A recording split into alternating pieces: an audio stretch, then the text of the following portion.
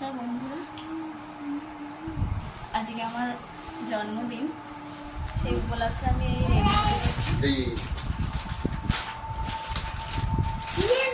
শুধু কেউ নয়, শুধু আমার ফ্যামিলি, আমার বর, আমার ছেলে মেয়ে নিয়ে বার্থডে সেলিব্রেশন করবো।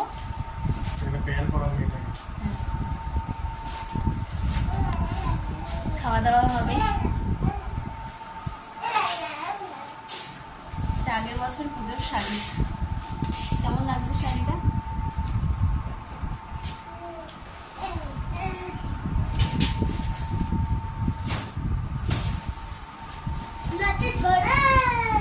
আরো কিছু ভিডিও নিয়ে আসবো,